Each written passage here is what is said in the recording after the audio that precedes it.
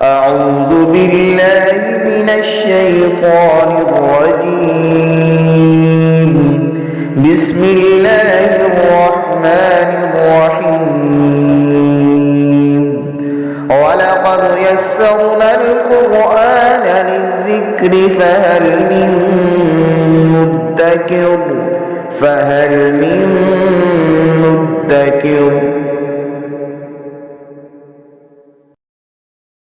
بسم اللہ الرحمن الرحیم. سورہ نساء کی 34 نمبر آیا مبارکہ اور 5ویں پارے کا تیسرا رکوع شروع ہو رہا ہے. اعوذ باللہ من الشیطان الرجیم. بسم اللہ الرحمن الرحیم. الرجال قوامون علی النساء بما فضل اللہ بعضهم علی بعض وبما انفقوا من اموالہم. اللہ تعالیٰ نے اس آیہ مقدسہ میں گھر کی ایک چھوٹی سی ریاست سے متعلق اہم امور کو بیان فرمایا. گھر ایک چھوٹی سی حکومت ہے، چھوٹی سی مملکت ہے، اور کوئی بھی مملکت، کوئی بھی ریاست سربراہ کے بغیر کامیاب طریقے سے نہیں چل سکتی. اس کے لیے ایک سربراہ ہونا چاہیے جو ان صلاحیتوں کا مالک ہو جو ریاست کو چلانے کے لیے ضروری ہوتی ہیں. اللہ تبارک و تعالیٰ نے یہاں فرمایا کہ گھر کا جو نگران ہے، نگہبان ہے، وہ مرد کو بنایا جا رہا ہے، اور اس کی وجہ بھی بیان فرمائی کہ مرد کو عورتوں پر نگران یا نگہبان یا حاکم کیوں بنایا گیا. اس کی 2 وجہیں اللہ تبارک و تعالیٰ نے ارشاد فرمائی. ایک تو اللہ تبارک و تعالیٰ کی اپنی عطا کی ہوئی، اور ایک وجہ جو مرد اپنی جمع پونجی، اپنی کوشش، محنت کر کے اکٹھا کرتا ہے، وہ اخراجات گھر کے چلاتا ہے، اس وجہ سے. بسم اللہ الرحمن الرحیم. فرمایا الرجال قوامون علی النساء. مرد جو ہے وہ نگران ہیں عورتوں پر، نگہبان ہیں. بما فضل اللہ بعضهم علی بعض.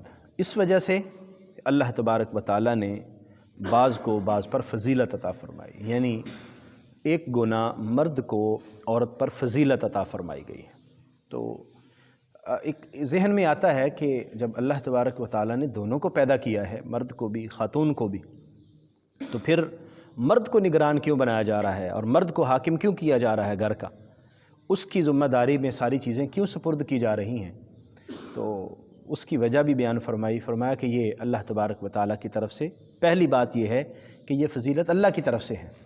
تو جو بندہ مومن ہے یا ایمان لانے والی خواتین ہیں، وہ جب دیکھیں کہ اللہ تبارک و تعالیٰ نے یہ فضیلت عطا فرمائی ہے اور اللہ تبارک و تعالیٰ نے یہ نگرانی مرد کے ذمہ سونپی ہے، تو وہ سر تسلیم خم کرتے ہوئے اس نگرانی اور اس نگہبانی کو قبول کریں.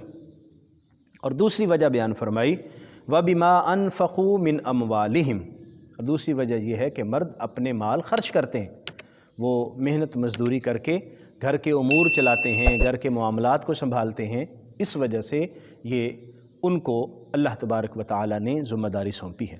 تو اس ذمہ داری کا یہ مطلب بھی ہرگز نہیں ہے کہ مرد سمجھے کہ اب میں حکمران ہوں اور میں جو چاہے کروں اور میری مرضی جو ہوگی وہی کیا جائے گا. نہیں، نبی کریم صلی اللہ علیہ وآلہ وسلم کی احادیث، قرآن کی دیگر آیات مبارکہ اس بات کی طرف متوجہ کرتی ہیں کہ گھر کے نظام کو چلانے کے لیے بڑی خوش اسلوبی سے اس کو سنبھالنے کا حکم دیا گیا ہے. نبی کریم صلی اللہ علیہ وسلم کا ارشاد پاک ہے کہ تم میں سے بہترین شخص وہ ہے جو اپنے اہل خانہ کے لیے بہترین ہے. خیرکم خیرکم لأہلہ وأنا خیرکم لأہلی. فرمایا تم میں سے بہترین وہ ہے جو گھر والوں کے لیے بہتر ہے، اور میں سب سے زیادہ، تم میں سے سب سے زیادہ اپنے گھر والوں کے لیے بہتر ہوں. تو اس طرح کی تلقین اور پھر اخلاق حسنہ اور اس طرح کی جو دیگر احادیث مبارکہ ہیں وہ مرد کی بھی ذمہ داری کو بیان کرتی ہیں اور اس کو بھی کچھ چیزیں اور کچھ حدود بیان کر رہی ہیں. تو اس سے مرد کو یہ سمجھنا نہیں چاہیے کہ وہ اب حاکم گھر ہو گیا اور حاکم خانہ ہو گیا، اب جو مرضی کرے، جائز کرے ناجائز کرے، یہ بھی طریقہ کار درست نہیں ہے۔ اور خواتین کو بھی یہ نہیں سمجھنا چاہیے کہ وہ کوئی غلام بنا دی گئی ہیں، محکوم کر دی گئی ہیں، اور مرد کو ان کے اوپر جو ہے وہ سربراہ بنا کر ظلم کیا گیا ہے۔ نہیں، اس کی وجوہات ہیں۔ مرد کو اللہ تعالیٰ نے جو صلاحیتیں دی ہیں وہ خاتون کے پاس نہیں ہیں، اور جو خواتین کی صلاحیتیں ہیں وہ مرد کے پاس نہیں ہیں۔ تو گویا گھر کے نظام کو چلانے کے لیے ان ساری چیزوں کو ملحوظ خاطر رکھنا ضروری ہے، لیکن بہرحال مرد کی نگہبانی اللہ کریم نے بیان فرمائی ہے۔ واللاتی وبما انفقوا من اموالہم فالصالحات قانتات، فرمایا جو صالح خواتین ہیں، جو نیک خواتین ہیں، وہ اطاعت کرنے والی ہوتی ہیں، قانتات اطاعت کرنے والی ہیں، حافظات للغیب اور حفاظت کرنے والی ہیں غیر موجودگی میں، بما حفظ اللہ اس کی جو اللہ نے حفاظت فرمائی، اللہ کی حفاظت کی بنا پر غیب یعنی خامن کی غیر موجودگی میں وہ حفاظت کرنے والی ہیں۔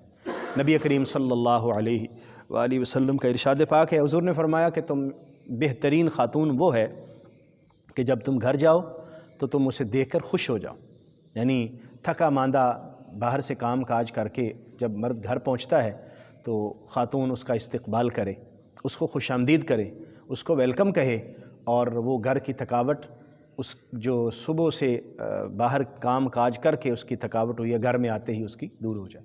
تو حضور فرماتے ہیں کہ وہ بیوی سب سے بہترین ہے کہ مرد گھر میں آئے تو وہ اس سے دیکھ کر خوش ہو جائے، اور فرمایا جب اسے کوئی بات کہے تو وہ اس کی بات مانے، اور فرمایا کہ وہ حفاظت کرے غیر موجودگی میں، اپنی عزت کی بھی حفاظت کرے اور جو گھر ہے اس کی بھی حفاظت کرے، گھر کے مال و اسباب کی، گھر کے معاملات کی حفاظت کرے اور اپنی عزت کی بھی حفاظت کرے کہ خامند گھر میں موجود نہیں ہے تو کسی کو بھی جو غیر محرم ہے خامند کی اجازت کے بغیر گھر میں داخل ہونے کی، اس کو داخل ہونے سے انکار کرے۔ یا نبی کریم صلی اللہ تعالیٰ علیہ وآلہ وسلم نے جو ارشاد فرمایا ہے کہ اپنے معاملات کی حفاظت کرنے والی ہو، اپنی عزت کی حفاظت کرنے والی ہو، وہ خاتون اس کو صالح قرار دیا گیا۔ تو مطلب یہ ہے کہ جو فرمایا جا رہا ہے وہ اس حکم کو مانیں گی وہ خاتون۔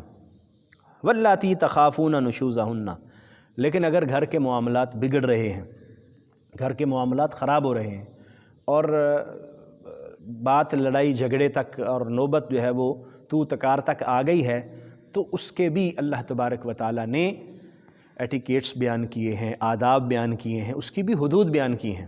عام طور پر ہمارے ہاں یہ ہوتا ہے کہ کوئی بھی گھر میں کوئی تھوڑا بہت جھگڑا ہوا اور خامند نے جو ہے وہ عجیب طرح سے طرز عمل شروع کر دیا، گالم گلوچ شروع کر دی، مارنا پیٹنا شروع کر دیا، اور بات طلاق تک پہنچ گئی۔ بلکہ بعض اوقات ایسا ہوتا ہے کہ فوراً غصے میں آیا اور لفظ طلاق بول دیا۔ اللہ تبارک و تعالیٰ نے یہ آداب سکھائے ہیں کہ گھر میں معاملات اگر کشیدگی تک آ گئے ہیں تو اس کو حل کیسے کرنا ہے، اس کو یک دم آپ غصے میں آ کے انتہائی قدم نہ اٹھائیں اور آخری حد تک نہ جائیں، بلکہ فرمایا واللاتی تخافون نشوزہن، اور وہ خواتین جن کے بارے میں تمہیں خوف ہو کہ یہ تمہاری نافرمانی کریں گی۔ خوف کا مطلب ہے یہاں یقین کامل، یعنی تمہیں یقین ہو گیا ہے کہ یہ میری بات نہیں مان رہی اور جو حقوق ہیں وہ ادا نہیں کر رہی اور گھر کے معاملات کو نہیں سنبھال رہی۔ فَعِظُوهُنَّ، تو پہلا مرحلہ یہ ہے انہیں نصیحت کیجیے۔ فَعِظُوهُنَّ، اور وعظ کا مطلب کیا ہے؟ اچھے طریقے سے، حکمت کے ساتھ، موعظہ حسنہ کے ساتھ، اور اگر کہیں بات بحث تک پہنچ گئی ہے تو وہ بھی احسن طریقے سے، قرآن نے جس طرح ذکر فرمایا بالموعظۃ الحسنہ وجادلہم باللتی ہی احسن، اچھے طریقے کے ساتھ۔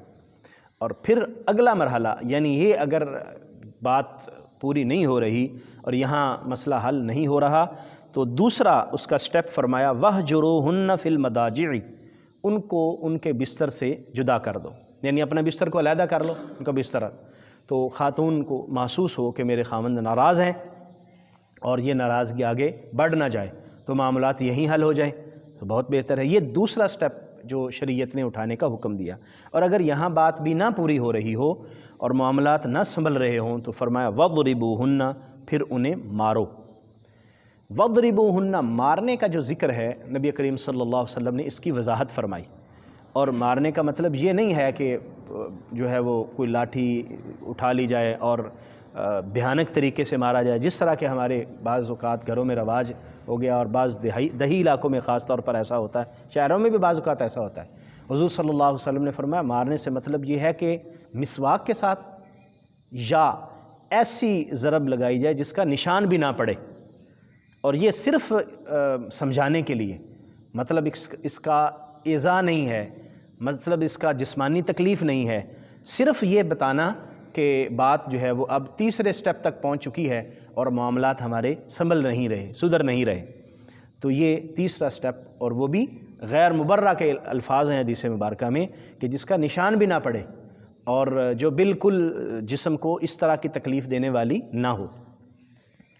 اور یہ اگر 3 طریقے اختیار کر لینے سے معاملات درست ہو جائیں تو پھر فرمایا کہ تمہارا مردو تمہارا حق بنتا ہے کہ تم انہیں عزت کے ساتھ اپنے گھر میں رکھو، پھر کبھی ان کو باہر نکالنے کا، اپنے گھر سے روانہ کرنے کا یا انہیں جدا کرنے کا پروگرام نہ بناؤ۔ فَإِنْ أَطَعْنَكُمْ، اب اگر تمہاری بات مان لیں، فَلَا تَبْغُوا عَلَيْهِنَّ سَبِيلًا، تو پھر ان پر کوئی اور رستہ تلاش مت کرو، یعنی پھر جدائی والی جو راہ ہے اس طرف نہ جاؤ۔ معاملات 3 طریقے اٹھانے سے پہلا دوسرا طریقہ جہاں تک بھی معاملات سدھر جائیں تو بہت بہتر ہے، لیکن اب بھی اگر نہیں سدھر رہے تو پھر بھی یہ نہیں ہے کہ تم طلاق دے دو، پھر بھی کیا ارشاد فرمایا وَإِنْ خِفْتُمْ شِقَاقَ بَيْنِهِمَا، اگر تمہیں خوف ہو کہ تمہارے معاملات آپس میں ٹھیک نہیں ہوگے، باہم لڑائی جھگڑا ہوگا، پیچھے آیت کا حصہ ان اللہ کان علیٰ کبیرا، بے شک اللہ تبارک و تعالیٰ بلند و برتر ہے اور وہی بڑا ہے۔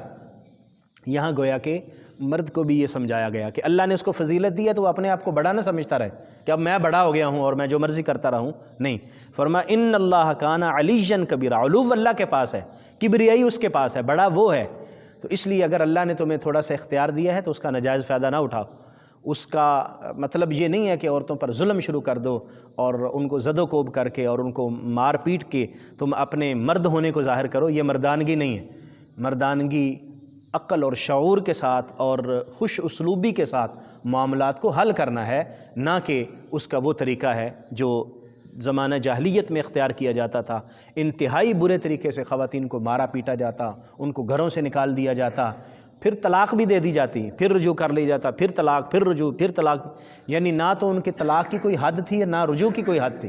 اللہ تعالیٰ نے ان کی بھی حدود کو قائم کیا اور ساری چیزوں کو بیان فرمایا۔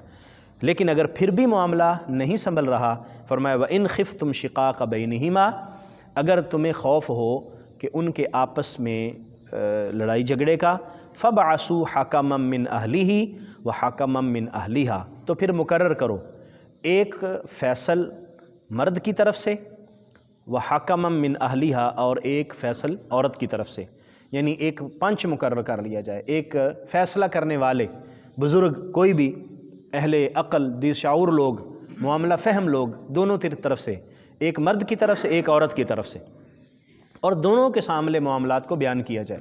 اپنے عورت بھی اپنے مسائل کو سامنے رکھے اور مرد بھی اپنے مسائل کو ان کے سامنے رکھے، اور پھر وہ باہم بیٹھ کر مشاورت کے ساتھ معاملات کو حل کریں اور ان کے درمیان اصلاح کی کوشش کریں۔ فرمایا وَإِن يُرِيدَا إِصْلَاحًا، اگر وہ دونوں ارادہ کر لیں اصلاح کی، یوفق اللہ بینہما، تو اللہ تبارک و تعالیٰ ان کے درمیان یہ توفیق عطا فرمائے گا، اللہ ان کو ان کے لیے آسان فرما دے گا۔ اصلاح جو ہے وہ سب سے پہلے مقدم ہے، نہ کہ جدائی۔ تو سب سے پہلے ان کی کوشش یہ ہونی چاہیے کہ معاملات سنبھل جائیں، سدھر جائیں، اور یہ گھر ٹوٹنے سے بچ جائے اور بکھرنے سے بچ جائے، معاملات کو درست کر لیا جائے۔ ان اللہ کان علیما خبیرا، بے شک اللہ تبارک و تعالیٰ سب کچھ جاننے والا ہے، ساری خبریں رکھنے والا ہے۔ اور وہ جو فیصل مقرر کیے گئے ہیں، جن کو پنچ مقرر کیا گیا ہے، وہ بھی اس آیت مبارکہ سے یہ سمجھ لیں کہ اللہ تبارک و تعالیٰ علم رکھتا ہے اور خبر رکھتا ہے دل کے اندر کیا ہے۔ تو دل کے اندر ان کے کیا ہونا چاہیے؟ اصلاح ہونی چاہیے، گھر کو بچانا مقصد ہونا چاہیے، اور گھر ٹوٹنے سے انہوں نے محفوظ کرنے کے لیے یہ عمل کرنا ہے، نہ کہ وہ سمجھے کہ اب ہمیں سربراہ بنا دیا گیا ہے، ہم جو مرضی کریں، ایسا بھی نہیں۔ اس لیے ان آیات مقدسہ میں جو چیزیں ہماری سمجھ میں آتی ہیں اور جن چیزوں کی طرف ہمیں متوجہ کیا گیا وہ یہ کہ مرد کو اللہ تعالیٰ نے ایک گنا نگرانی عطا فرمائی ہے، اور خواتین کو یہ حکم دیا گیا ہے کہ وہ اللہ تبارک و تعالیٰ کے احکام کی اتباع کریں، اصلاح کریں، نیک ہوں، اور اپنی اور اپنے گھر کی حفاظت کا خیال رکھیں۔ اگر کہیں معاملات خراب ہو رہے ہیں تو مردوں کو حوصلے کے ساتھ اور شعور کے ساتھ، معاملہ فہمی کے ساتھ بات کو آگے لے کر چلنا چاہیے، اور یکدم جو ہے وہ لڑائی جھگڑا کر کے طلاق تک نہیں پہنچنا چاہیے۔ اب یہاں تک دیکھیں کتنے سٹیپ گزر گئے ہیں، لیکن طلاق کا ابھی تک ذکر نہیں آیا۔ اس کا مطلب یہ ہے کہ اللہ تعالیٰ نے جو چیزیں بیان فرمائی ہیں وہ ہمارے لیے بہتر ہیں، نہ کہ ہم کسی طرح بھی زیادہ غصے میں آ کر اور معاملات کو خراب کر کے جو ہے وہ گھر کو تباہ کر بیٹھیں، طلاق دے بیٹھیں، پھر اس کے بعد ہم مفتی صاحب کے پاس جائیں، مفتی صاحب ہمیں بتائیے ذرا کس طرح کوئی معاملہ دوبارہ کس طرح رجوع ہو سکتا ہے۔ تین طلاقیں دے کر پھر رجوع کی بات ہوتی ہے، اور اگر آپ معاملہ جیسے ہی خراب ہوا اسی وقت مفتی صاحب کے پاس آ جائیں اور ان کے بتائیں کہ جی ہمارے گھر کا معاملہ تھوڑا سا خراب ہو رہا ہے تو مجھے کیسے حل کرنا چاہیے، تو پھر مفتی صاحب آپ کو بتائیں گے کہ قرآن کا یہ طریقہ کار ہے۔ قرآن نے جذبات میں آ کر انتہائی حد کراس کرنے کا حکم نہیں دیا، بلکہ طریقے کے ساتھ۔ اور پھر طلاق کا بھی قرآن مجید نے بیان فرمایا، ہم سورہ بقرہ میں پڑھ آئے ہیں کہ اس کے لیے بھی انسان کو حوصلے اور صبر کے ساتھ فرمایا گیا ایک طلاق، اور جب خاتون پاکیزگی کی حالت میں ہو تو ایک مرتبہ اس کو طلاق دے، بس پھر چھوڑ دے، پھر انتظار کرے، اور عدت گزرنے تک جو ہے وہ طلاق مت دے، دوسری طلاق نہ دے۔ عدت گزر جائے گی پھر خاتون فارغ ایک طلاق میں بھی، اور اگر انتہائی ضرورت ہے تو پھر ایک مہینہ گزر جائے تو پھر دوسرے مہینے جا کے پھر جب دوسری مرتبہ اور پاکیزگی کی حالت میں آتی ہے پھر دوسری طلاق دے۔ ایک مہینے کا گیپ ہو تو پھر انسان کو معاملات کو سنبھالنے اور سمجھنے کا موقع مل جاتا ہے۔ تو انسان کی اسی میں بہتری ہے، ہماری اسی میں بھلائی ہے جو اللہ اور اس کے رسول صلی اللہ علیہ وسلم نے چیزیں ہمارے لیے بیان کی ہیں۔ اللہ کریم ہمیں سمجھنے کی، عمل کی توفیق عطا فرمائے، آمین۔ وآخر دعوایا ان الحمد للہ رب العالمین۔